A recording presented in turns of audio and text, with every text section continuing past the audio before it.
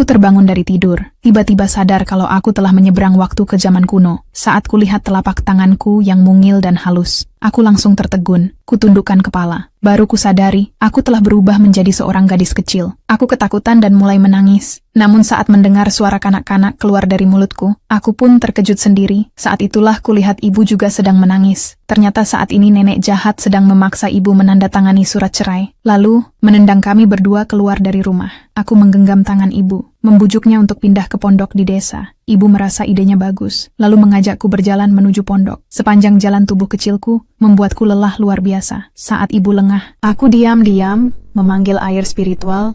Ku minum seteguk untuk memulihkan tenaga. Lalu kuambil kunci ajaib. Diam-diam masuk ke gudang milik ayah bajingan itu.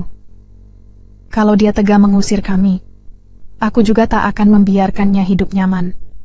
Aku punya ruang penyimpanan tanpa batas. Dengan sekali ayunan tangan, semua beras di gudang langsung masuk ke dalam ruang penyimpananku. Aku tersenyum puas, lalu menuju gudang tempat menyimpan kain-kain. Sekali kibas tangan lagi, seluruh kain pun lenyap masuk ke ruang penyimpananku. Terakhir, aku juga mengambil surat cerai yang ditulis oleh nenek jahat itu. Aku menyelidiki identitasku di kehidupan ini. Ternyata ayahku, setelah lulus sebagai juara ujian negara, langsung menikahi putri orang kaya demi kekayaan, dan tega meninggalkan aku dan ibuku.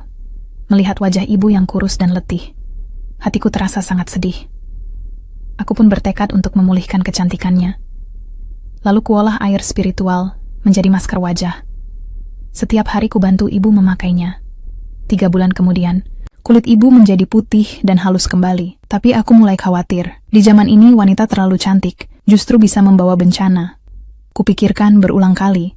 Akhirnya kuputuskan mencarikan ayah baru yang bisa dipercaya.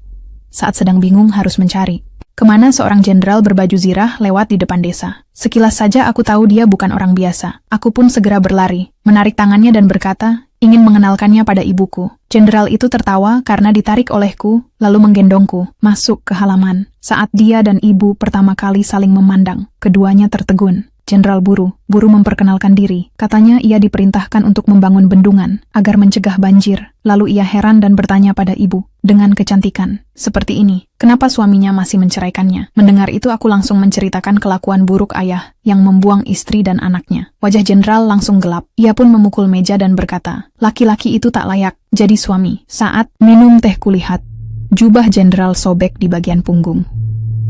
Aku sengaja bilang kalau ibuku pandai menjahit, bisa membantu menjahitkan. Meski ibu malu, namun tetap mengambil benang dan jarum.